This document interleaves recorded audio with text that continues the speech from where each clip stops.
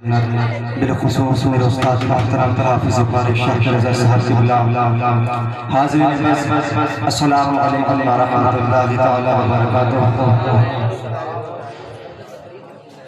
الحمدللہ رب العالمین والعاقبۃ للمتقین والصلاة والسلام علی سید المرسلین اما بعد فاعوذ باللہ من الشیطان الرجیم بسم اللہ الرحمن الرحیم والضحى واللیل اذا سجى صدق اللہ العظیم۔ اعلیٰ حضرت عظیم البرکت ارشاد فرماتے ہیں، محبت سے کہیں سبحان اللہ۔ سربر کہوں کہ مالک و مولا کہوں تجھے، سربر کہوں کہ مالک و مولا کہوں تجھے، باغ خلیل کا گل زیبا کہوں تجھے۔ اور فرماتے ہیں اعلیٰ حضرت، اللہ کیا جہنم اب بھی نصرت ہوگا، اللہ کیا جہنم اب بھی نصرت ہوگا، رو رو کے مصطفیٰ نے دریا بہا دیے ہیں۔ اور حاجیوں آؤ شہنشاہ کا روضہ دیکھو، حاجیوں آؤ شہنشاہ کا روضہ دیکھو، کعبہ کو دیکھ چکے کعبے کا کعبہ دیکھو۔ اور فرماتے ہیں، تیری آمد تھی کہ بیت اللہ مجرے کو جھکا، تیری آمد تھی کہ بیت اللہ مجرے کو جھکا، تیری ہیبت تھی کہ ہر بت تھر تھرا کر گر گیا۔ وعدہ توحید کے متوالوں، شمع رسالت کے پروانوں، غوث و خواجہ کے دیوانوں، مسلک اعلیٰ حضرت کے چاہنے والوں، آئیے حضرات سب سے پہلے ہمارا آقا نامدار مدینے کے تاجدار، دونوں عالم کے مالک و مختار، لمبے لمبے ہاتھوں سے بھیک دینے والے آقا، اندھیرے قبر کی خطرناک کوٹری میں کام آنے والے آقا، جن کے لب مبارک کے بارے میں سرکار اعلیٰ حضرت امام احمد رضا خان ارشاد فرماتے ہیں، پتلی پتلی گلے کٹ سکی پتیاں، پتلی پتلی گلے کٹ سکی پتیاں، ان لبوں کی نزاکت پہ لاکھوں سلام۔ اور جن کے نورانی چہرے کے بارے میں رب کائنات نے قرآن مقدس کے اندر ارشاد فرمایا، والضحى واللیل اذا سجى، جن کا چوڑا چوڑا سینہ، علم نشرح لک صدرک، اور جن کی شان وما ارسلناک الا رحمۃ للعالمین۔ اسی آقا دو جہاں کی بارگاہ میں پورا مجمع درود پاک پڑھے، اللہم صلی علی سیدنا و شفیعنا کریمنا وجانا محمد صلاۃ والسلام علیک یا رسول اللہ، یا رسول اللہ، یا رسول اللہ، یا رسول اللہ صلی اللہ تعالی علیہ وسلم۔ دیکھیے حضرات، پہلے تو آپ اس بات پر غور کیا کریں، جب کوئی شخص محمد مصطفیٰ صلی اللہ تعالی علیہ وسلم کا نام لیا کرے، اور جب یہ نام سنا کرے آپ، چاہے یہ نام تقریروں میں سنا کرے، چاہے یہ نام نعتوں میں سنا کرے، چاہے یہ نام اذانوں میں سنا کرے، چاہے یہ نام کسی کی زبان سے سنا کرے، اس وقت تم پر واجب ہو جایا کرتا ہے کہ تم فوراً درود پاک پڑھ لیا کرو۔ اللہ کے پیارے حبیب صلی اللہ علیہ وسلم ارشاد فرماتے ہیں کہ کل میدان محشر میں میرا دیدار اس شخص کو نہیں ہوگا جو میرا نام سن کر مجھ پر درود پاک نہیں پڑھا کرتا ہے، اللہ اکبر۔ اور کل میدان محشر میں میرا دیدار اسی شخص کو ہوگا جو میرا نام سن کر مجھ پر درود پاک پڑھا کرتا ہے، سبحان اللہ۔ ایک بار اور درود پاک پڑھیں، اللہم صلی علی سیدنا و شفیعنا کریمنا وجانا محمد صلاۃ والسلام علیک یا رسول اللہ، یا رسول اللہ، یا رسول اللہ صلی اللہ تعالی علیہ وسلم۔ دیکھیے درود پاک، ہمیں تو چاہیے کہ نبی کریم صلی اللہ تعالی علیہ وسلم کی ذات پر دنوں رات درود پاک پڑھا کریں، کیونکہ درود پاک کی ایک فضیلت ایسی ہے کہ آپ دنیا کے اندر اگر نمازیں پڑھتے ہیں دکھاوا کے لیے، رب کائنات میدان محشر میں تمہارے منہ پر مار دے گا۔ دنیا کے اندر حج کیا ہے دکھاوا کے لیے، رب کائنات میدان محشر میں تمہارے منہ پر مار دے گا۔ دنیا کے اندر کوئی بھی عبادت ہو اگر آپ دکھاوا کے لیے کرتے ہیں، رب کائنات میدان محشر میں تمہارے منہ پر مار دے گا۔ لیکن درود پاک کی فضیلت ایسی ہے، اگر آپ دکھاوا کے لیے بھی پڑھتے ہیں تو رب کائنات اپنی بارگاہ میں قبول عطا کر لیتا ہے، سبحان اللہ۔ نعرہ تکبیر، نعرہ رسالت، نعرہ مصطفیٰ۔ اور دیکھیے درود پاک انسان تو انسان رہی، نبی کریم صلی اللہ تعالیٰ علیہ وسلم کی ذات وہ ذات ہے جس ذات پر انسان ہی نہیں بلکہ پتھر بھی درود پاک پڑھا کرتے ہیں۔ سبحان اللہ، محبت سے کہیں سبحان اللہ۔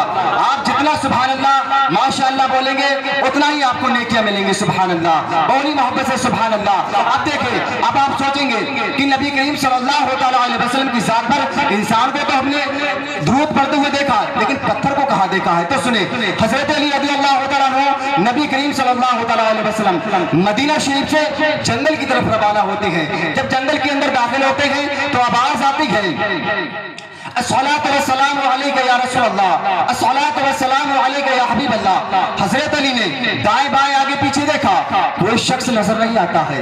پھر آگے بڑھتے ہیں، پھر آواز آتی ہے، الصلاۃ والسلام علیک یا رسول اللہ، الصلاۃ والسلام علیک یا حبیب اللہ۔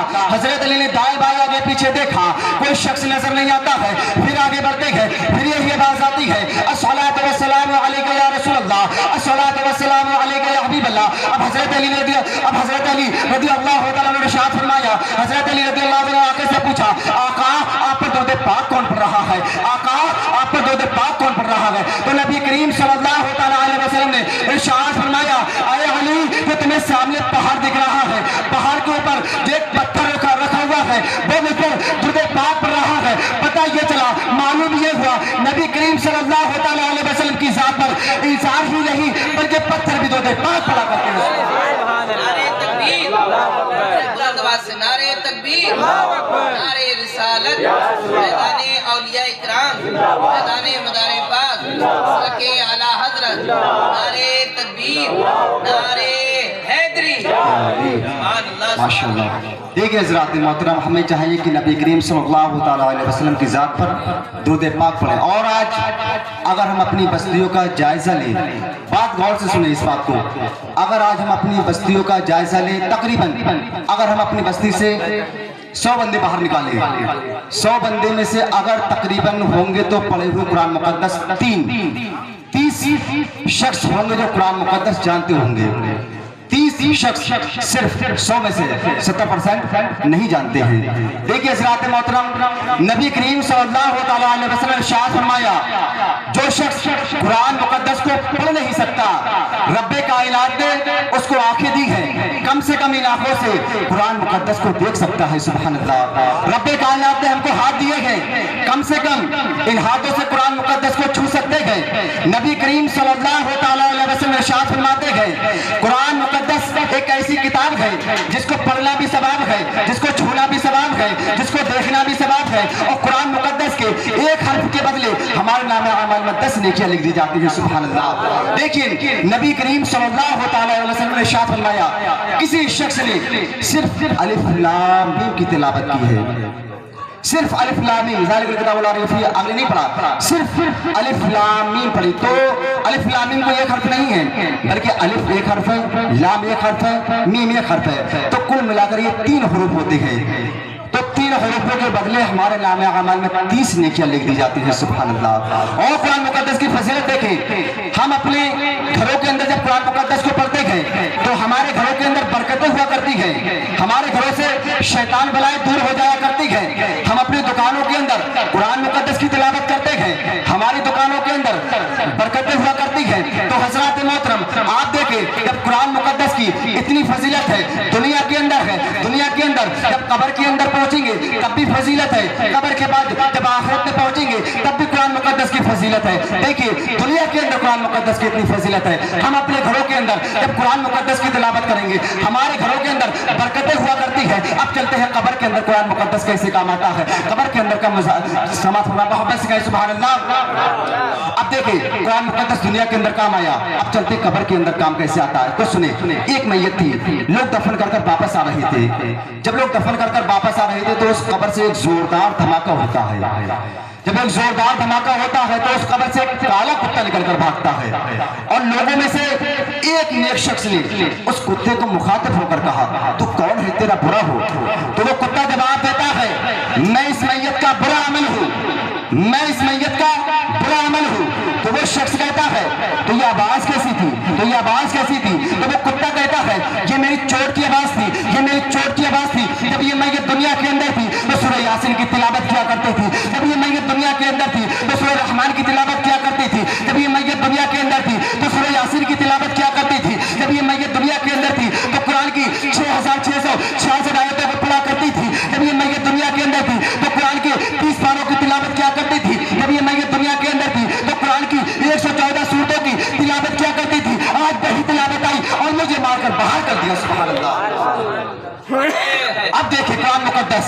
دنیا کے اندر بھی کام آیا، قبر کے اندر بھی کام آیا، اب قبر کے بعد جب آخرت میں پہنچیں گے تب بھی قرآن مقدس ہمارے کام آئے گا۔ تو ہمیں چاہیے اپنے بچوں کو انگلش، ہندی بعد میں، پہلے قرآن مقدس، کیونکہ ڈاکٹر دنیا کے اندر ہی رہے گا، اس کے بعد کوئی کام نہیں اس کا، لیکن اگر حافظ قرآن بنائیں گے اپنے بچوں کو، عالم دین بنائیں گے تو دنیا کے اندر بھی کامیاب، قبر کے اندر بھی کامیاب، اور قبر کے بعد جب آخرت میں پہنچیں گے تب بھی کامیاب۔ سبحان اللہ۔ اسی لیے میں یہ نہیں کہتا کہ اپنے بچوں کو انگلش نہ پڑھائے، ہندی نہ پڑھائے، ہندی انگلش پڑھائیں، لیکن ہندی بعد میں، انگلش بعد میں، پہلے قرآن مقدس کو سکھائیں۔ اور قرآن مقدس کی بات، اب دوسری بات اور سنیے، جس چیز سے ہم غافل ہیں وہ ہے نماز۔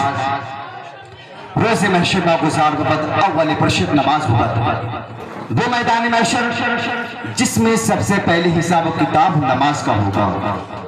آپ دنیا کے اندر حج کیے، ماشاءاللہ اچھی بات ہے، کرنا بھی فرض ہے، کرنا بھی پڑے گا۔ اگر جس کو اللہ تعالیٰ نے اتنا پیسہ دیا، مال و زر دیا ہے تو حج کرے۔ دیکھیں دنیا کے اندر ہم نے کوئی بھی کام کیا، لیکن رب کائنات سب سے پہلے میدان محشر میں سب سے پہلے حساب و کتاب کس کا ہوگا؟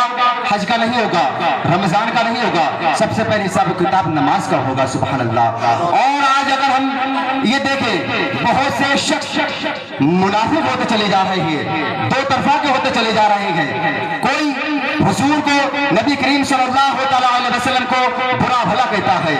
دیکھیے حضرات محترم، پکا مومن وہی ہے جس کے دل میں اپنے ماں باپ سے زیادہ، اپنی اولاد سے زیادہ، مال و زر سے زیادہ، یہاں تک کہ اپنی جان سے بھی زیادہ اس کے دل میں محبت ہو تو نبی کریم صلی اللہ علیہ وسلم کی محبت ہو، تبھی وہ پکا مومن ہے۔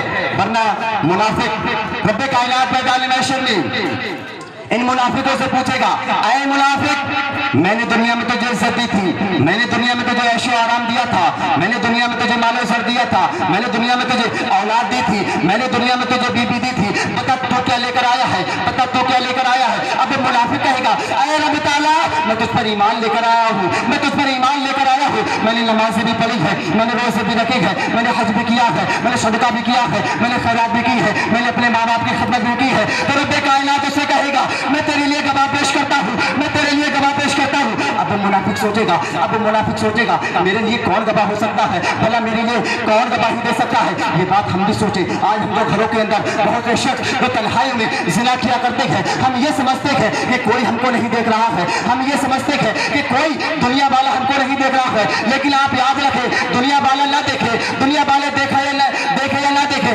لیکن رب کائنات ہم کو دیکھ رہا ہے۔ اگر آپ زمین کے اندر بھی چلے جائیں گے، رب کائنات آپ کو دیکھ رہا ہے، تو رب کائنات فرشتوں کو حکم دے گا، اے فرشتوں اس کے منہ پر مور لگا دو۔ جب فرشتے اس کے منہ پر مور لگائیں گے تو حضرات محترم توجہ کرنا، اس بات پر توجہ، جب فرشتے اس کے منہ پر مور لگائیں گے تو اس کے ہاتھ اس کے خلاف گواہی دیں گے، اس کی آنکھیں اس کے خلاف گواہی دیں گے، اس کی ٹانگیں اس کے خلاف گواہی دیں گے، یہاں تک کہ جسم کا ایک ایک چیز اس کے خلاف گواہی دے گا۔ نبی کریم صلی اللہ علیہ وسلم نے ارشاد فرمایا، کل میدان محشر میں منافق پر کوئی نرمی نہیں کی جائے گی بلکہ سختی کی جائے گی۔ اسی لیے بہت سے شخص ان منافقوں سے دوستی کرتے ہیں، ان منافقوں سے رشتہ بھی رکھتے ہیں۔ دیکھیے منافق وہ ہوتا ہے، آپ سنیں، جو دنیا کے اندر سنیوں میں بیٹھتا ہے تو نبی کریم صلی اللہ علیہ وسلم کی تعریف و توصیف کرتا ہے، اور وہی منافق جب دوسری طرف پہنچ جاتا ہے تو وہی منافق نبی کریم صلی اللہ علیہ وسلم کی برائی بھی کرتا ہے، معاذ اللہ۔ اسی لیے ان سے بچے اور اپنے بچوں کو عالم دین بنائیں تاکہ ہمارے بچے ہمیں بتا سکے کہ ابو نماز کیسے پڑھنا چاہیے، یا بھائیوں کو بتا سکے نماز کیسے پڑھنی چاہیے۔ اسی لیے میں بس یہی مقصد ہے میرے بتانے کا، اپنے بچوں کو عالم دین بنائیں، اپنے بچوں کو حافظ قرآن بنائیں تاکہ ہماری دنیا اور آخرت دونوں آباد ہو جائیں۔ اسی لیے اپنے بچوں کو انگلش ہندی سکھائیں، لیکن بعد میں پہلے جب قرآن مقدس سیکھ جائے تب۔ اسی لیے کیونکہ قرآن مقدس ایک ایسی کتاب ہے، سب کتابوں سے افضل کتاب قرآن مقدس ہے۔ اسی لیے اپنے بچوں کو قرآن مقدس سکھائیں اور خود بھی سیکھیں. اگر آپ قرآن مقدس کو سیکھے ہوئے نہیں, میں نے بتایا تھا جو شخص قرآن مقدس کو سیکھا ہوا نہیں ہے وہ کم سے کم پاک صاف ہو کر وضو کر قرآن مقدس کو چھو سکتا ہے. رب کائنات نے اس کو آنکھیں دی ہیں, کم سے کم ان آنکھوں سے قرآن مقدس کو دیکھ سکتا ہے. رب کائنات نے ہاتھ دیے گئے, کم سے کم پاک و صاف ہو کر ان ہاتھوں سے قرآن مقدس کو چھو سکتا ہے. نبی کریم صلی اللہ تعالیٰ علیہ وسلم نے ارشاد فرما دیا قرآن مقدس پڑھنا بھی ثواب, دیکھنا بھی ثواب, چھونا بھی ثواب ہے. اسی لیے میرے پیارے قرآن مقدس کی تلاوت کیے اور قرآن مقدس کو سیکھیں, اپنے بچوں کو قرآن مقدس سکھائیں اور اپنے آپ بھی قرآن مقدس سیکھنے کی کوشش کریں. استغفر اللہ ربی من کل ذنب واتوب, استغفر اللہ ربی. ایک بار کلمہ شریف پڑھ لیں, لا الہ الا اللہ محمد رسول اللہ صلی اللہ تعالیٰ علیہ وسلم. السلام علیکم ورحمۃ اللہ.